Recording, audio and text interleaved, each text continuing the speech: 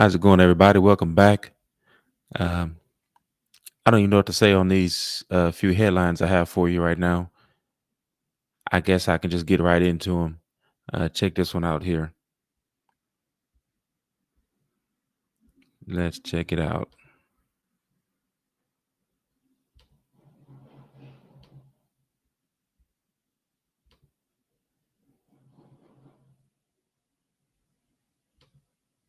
Shouldn't finding help for your mental health be easier? It is with Cerebral. Whether you struggle with anxiety, First thing tomorrow morning, three top staffers in Harris County Judge Lena Hidalgo's office are set to face a judge. And that is after all three were slapped with felony indictments today in connection with a multi-million-dollar contract that was awarded to a company for vaccine outreach. Marcelino Benito has a closer look at the charges from the Harris County Jail tonight. Marcelino? Well, Mia, we want to be clear here. The county judge, as of this moment, is not facing any criminal charges, but it doesn't get much closer than three of her top staffers now indicted. And despite repeated attempts to talk to the county judge today, she's saying absolutely nothing. When you have Oh, no, three she's not gonna staff say nothing. members indicted in a single day, then you have to respond to that. Judge Hidalgo's silence over her now indicted staffers not sitting well with her Republican colleagues on Commissioner's Court. The public deserves answers. A grand jury indicted Alex Trantafilis, Hidalgo's chief of staff, policy director Wallace Nader, and former policy aide Aaron Dunn. They're all facing 2 felonies for misuse of public information and tampering with a government record. This is just the beginning of the process. They're accused of steering an $11 million vaccine outreach contract to Felicity Pereira and Elevate Strategies, a company with little healthcare experience and ties to local Democrats. We don't know that there's a fire there yet because there's not been a conviction, but there is certainly the smoke with an indictment. Previously released search warrants suggest the staffers communicated with Pereira weeks before the bid process became public, and then worked to ensure UT Health, who scored higher during the evaluation process, would not get the bid. This is a bad contract from the beginning. It didn't smell right. Despite Commissioner's no vote, Elevate Strategies was awarded the contract, only to have the county terminate it last September. The county still working to get back the money it had already paid Elevate Strategies. Now, weeks after the Texas Rangers raided Hidalgo's office, Them boys in the KHOU cowboy legal hats analyst show Carmen up. Rowe says it's clear this investigation is far from over. Well, if I'm in her office, I'm shaking in my boots. This is not going to end well for anyone in that office who had anything to do with these contracts. Tonight, we received statements from attorneys representing 2 of Hidalgo's 3 staffers, and both claim their clients are innocent. You can read their full statements. They're up on KHOU.com right now, and we're told all 3 will face a judge first thing tomorrow morning. Back to you. Texas Wow, area. that's crazy. That is well, more corruption for you, I guess. This time it just happened to be on the Democratic side. You know, she's been, I guess, kind of tabbed as the future of the Democratic Party. You know, a lot of people in the Democratic Party like really love this young lady. I mean, really love this young lady. You know, she's the Harris County judge right now. Who knows? They probably want her to be mayor in the future, governor of Texas in the future, maybe even something on the national, level. Who knows? In the future, they may have had this young lady tabbed to be, the vice president or the president in the future. Who knows? But anyone that really pays attention in Harris County, they know there's always been something a little bit fishy about her, and you can maybe even say the mayor too. And not everything is still, allegedly, or there's still allegations, I guess. No one's been found guilty, but that's pretty close to home for her. Like her 3 aides are all being indicted. And any other time, any other situation, we would say, wow, there's no way I can't believe she would have known anything about it. Like a coach in the NCAA football program will get fired because of what his players do off campus. Or when he's at home and his players supposed to be on campus doing whatever, they go out and commit a crime, he gets fired for it. Think about that. Like, he's not their dad. He's not their grandpa, anything like that. He's their coach. And of course, I'm sure if they come to him with some issues, he's going to be there to, help them out the best he can. But, and I'm talking about former Baylor coach Art Browse. He gets fired because he's supposed to know everything his players do. He's tied to his players in a sense. So he lost that job. And I think he's a great coach. I wouldn't say great, but he's good. I mean, he hasn't won any national championship anything, but supposedly he has a great offensive mind, I think. In this situation, you would think that with the 3 aides working directly with Lena Hidalgo, I mean, you'd think people would be looking at this kind of the same. Like, shouldn't she be responsible for that? I mean, I've been on jobs where certain employees did something they weren't supposed to, and the manager got fired. The supervisor got fired, whatever.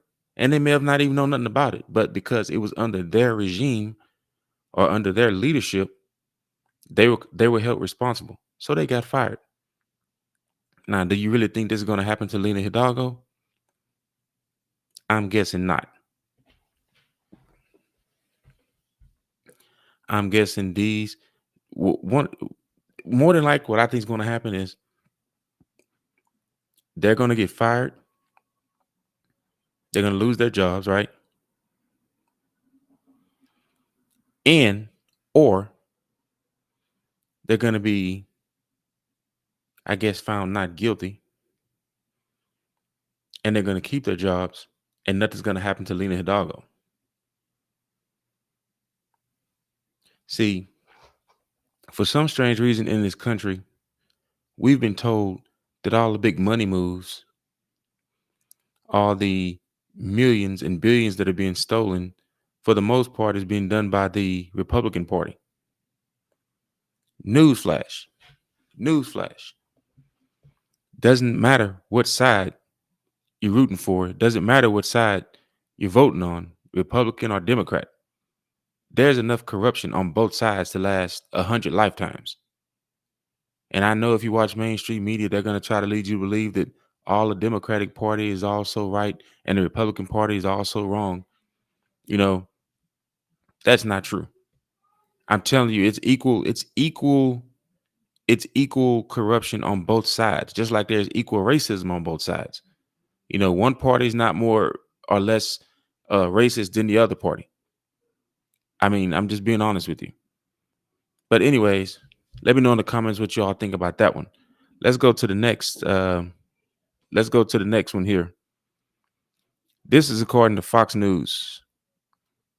Okay. BLM defends multi-million-dollar mansion purchase in lengthy Twitter thread.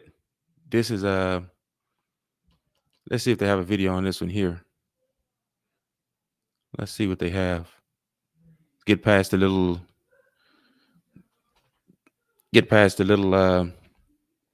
advertisements here. Let's see what they say about this now.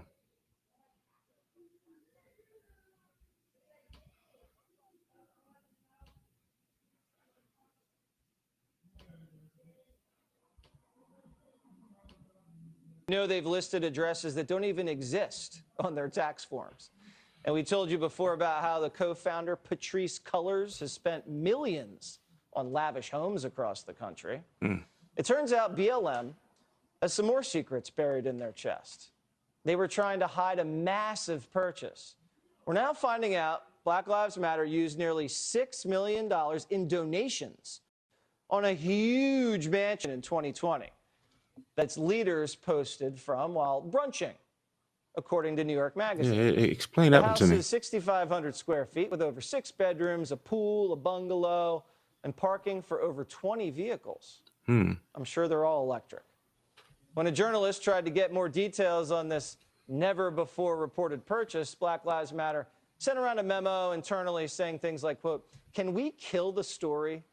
or "Our angle needs to be to deflate ownership of the property. Wow. That sounds like it's on the up and up. They tried to come up with every excuse in the book for what the house has been used for, but none of it makes sense. They actually said they were hosting artists there to record videos about urban agriculture, things like that. But do you even need a $6 million house to do Reverend that? Jeff Jemison was featured on BLM Aftermath Cleveland, and he joins us now. So they're clinking champagne glasses and, you know, living it up at brunch. Very high-class affair and a $6 million spread. That money was supposed to go for what? That's very disappointing to hear. In any case, with any type of nonprofit organization, the money should always go towards those who are in need. In those need, who are exactly. on the ground. The well-intended purpose, whatever it's allocated for, whatever you say you're going to do to help those who the money is raised for, the bulk of it should go, 90% of it should go to those who you're trying to help, not enrich yourself. Could you say that these Black Lives Matter co-founders robbed black people? You know, Jesse, I'll tell you, you have to be careful where you put your money, and for leaders, those who are heads of organizations, they have to make sure, they have to be held accountable. That's true. They have to make sure that they're doing what they say they're going to do. Yes. This happens in organizations and that fall all the time. But this whole organization, the whole purpose should be examined. And I think that most of all, we have to make sure that people who are in need are getting businesses started. Money is going, there you go. It's being raised, is going directly to affect their That's a good lives point. in a positive way. This, without a doubt, is not affecting their lives, the ones You know who what? need, That but those who. That's a good point. It made me think about something there. All that money that people donated to Black Lives Matter should have gone back to black businesses. I mean, supposedly there are a lot of businesses that were affected by this so-called pandemic, especially in the black community. You know, we're always talking about in the black community that black people don't support black businesses, you know, and the statistics show that. But yet you have a so-called black organization that supposedly love black people, and they spend the $6 million on themselves and not in the black community. I mean, do you know how many small black businesses could have used that? Not as a handout, but as a hand up. Are you serious? Do you know how many homeless black people there are right now? Come on. Do you know how many single mother families there are right now? Heck, even single father families there are right now. Do you know how many they are? But seeing that Black Lives Matter don't really support what we would call a typical Western family, they probably wouldn't do that. But come on. I mean, you gotta, the people and other organizations who donated money to BLM, you're not feeling a little bit stupid right now? I mean, come on. Like, you donated money to them, they spend it on a house. Man, I don't know. I don't know what they're saying they're using it for, but the guy said they're using it for people to come in and record or whatever. Heck, it would have made more sense to Airbnb the thing, Verbo, whatever. I mean, do that. Something. And the money they make from that, you know, give that back to the black community, the small businesses, whatever. You know, at least say that, you know, you're allowing small businesses to host events at the house. That would make sense. But really, even with that, let's say you are doing that. Does that really take a $6 million home to accomplish that? I mean, there are people that are black businesses that are hosting events in, I don't know, in apartment clubhouses, in, you know, $800,000 homes. even $2 million homes. It does not take a $6 million home, to do business, quote unquote, do business, for the Black community. I don't know. What do y'all think about that? That's number 2. Man, I tell you, people. Man, I know no one's perfect, but man, come on. Now this one here, I guess I'll actually just read this. Well, you know what? I'll play this. Strict lock. Let me share my screen here with you on this one. Coming to a state near you, perhaps. Again, very soon. Perhaps very soon. Strict lockdowns continue in China due to COVID-19 surge.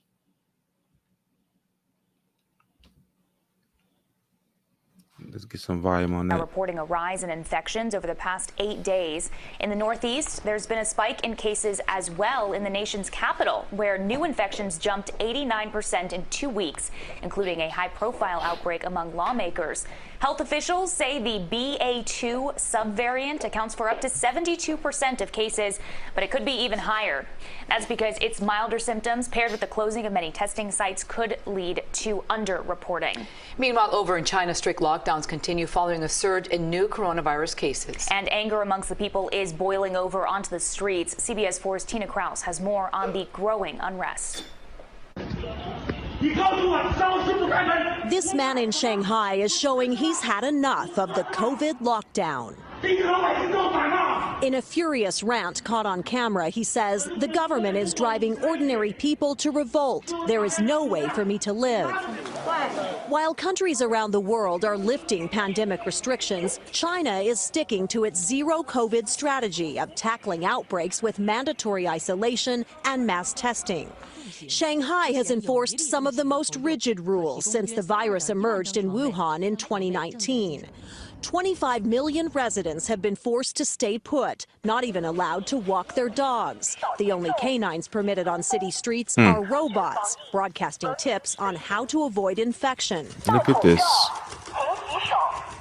Under growing pressure to ease the lockdown, which has left many people without enough food, the government said Monday residents in neighborhoods with the fewest infections will soon be able to leave their homes. But scenes like this of people screaming from their windows show an end to the strict COVID controls can't come soon enough. Tina Kraus, CBS News. Wow. That is bonkers. Like, did you see that? Like, people screaming from their windows. They're sick and tired of this so-called lockdowns. It's driving people crazy, which is part of the intent, I believe. But my goodness. Oh, man. And the only ones allowed on the street, what they say was the little robot, little dog-looking robot things. Man. But I can tell you this.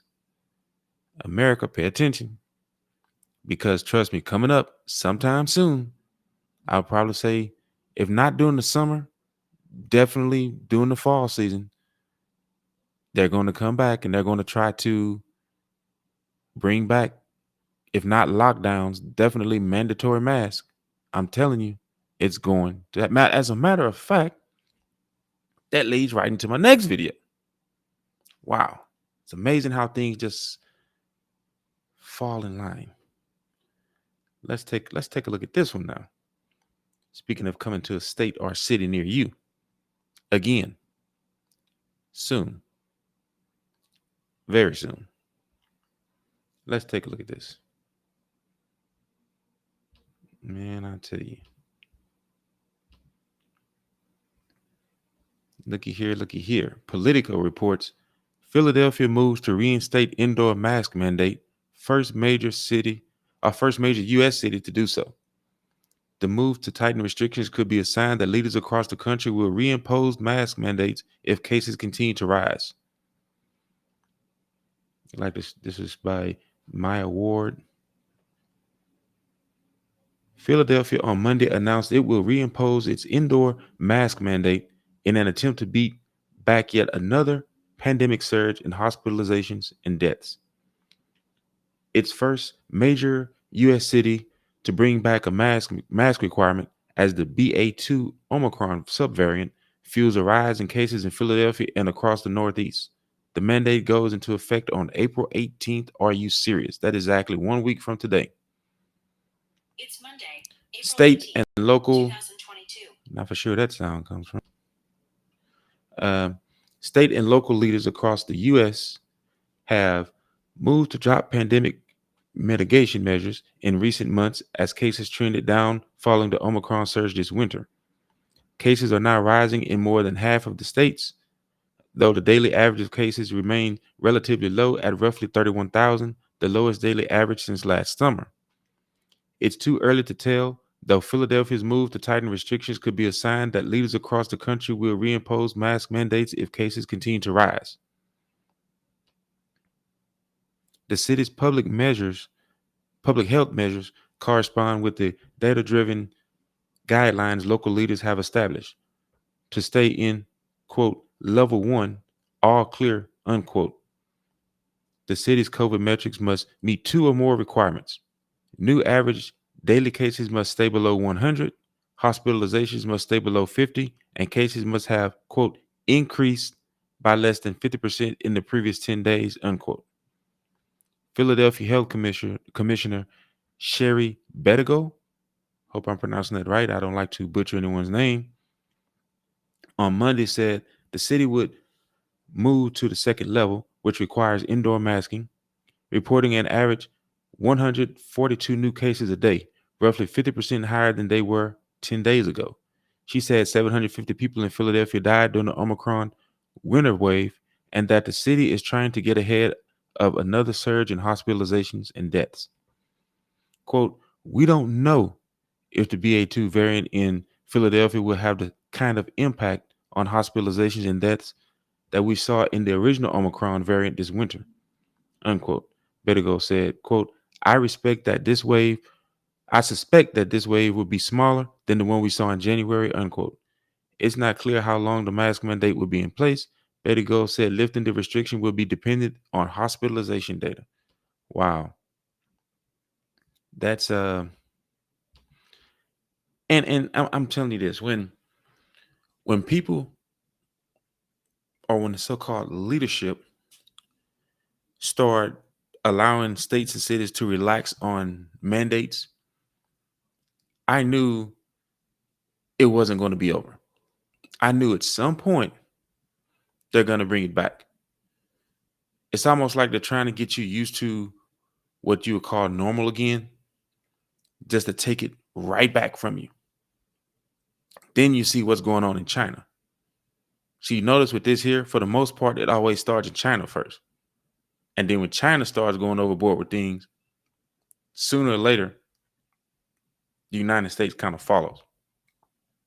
You see what I mean? Like, there are a lot of things over in China right now that they're trying to bring to the U.S. Not just the lockdowns, but there are other measures and there are other rights that have been taken away from their citizens that they really want to implement here in the United States. I mean, if you don't believe me, just do your own research. Stop worrying about mainstream media. Mainstream media is not going to tell you everything you need to know when you need to know it. Like recently, within the past month, they actually just came out and basically said that there are going to be food shortages, when everyone and their mom and their mom's boyfriend knew, 6 to 8 months ago, there are going to be food shortages. I'm just saying, think about that. Do your own research.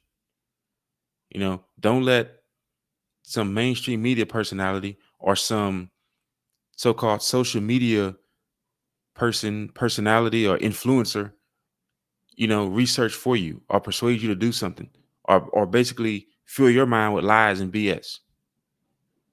Do your own research, because I'm telling you, everyone think that everything's kind of going back to normal. I would say the evil, they're not going to quit that fast, that easily. Me personally, I believe everything that happened over the past couple of years is just a test run. They're trying to see how many people will fall in line with what they say. Just because there's a mandate or a bill or a law that says something, that we have to do something or fall in line a certain way, doesn't always mean it's in the best interest of the people. Now, am I telling you to go out and break the law? No. Like if the law is, if you do after your research and you see, hey, you know what? This is really great for the people. And there are no reasonable doubts, obey the law. But the problem is when you have corrupt, crooked politicians, corrupt, crooked, so-called health experts making the decisions, that's the problem. They're worried more about money and power than anything. They're not worried about anyone's safety at this point. Money, power. That's what it's about. Control. That's what it's about at this point. I hope you all realize that. Anyway, please leave your comments below and let me know what you think about what's going on right now. Do you think there should be more lockdowns? Are you tired of the lockdowns? I mean, did you see how crazy the guy was getting over there in China? Like, they're driving those people freaking insane. Like, they're having like psychotic episodes over there. Man, I don't know.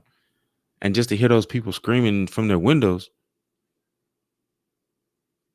man, I just don't want to imagine what that could lead people to do. But so-called leadership, who's supposed to care so much about the people, they don't really care. In China or in the US or in Canada or anywhere else, they don't care. It's about control. So for everyone who's listening, if anyone ever asks you, hey, have you ever been controlled? Your only answer should be, yes, I have. Have you ever been a slave? Even if you're not black, have you ever been a slave? Yes, I have. Because pretty much they're treating everyone like slaves right now. I don't know. Tell me what you think. Let me know. Please give the video a like. Please subscribe to the channel. And thank you so much for watching Tirade TV.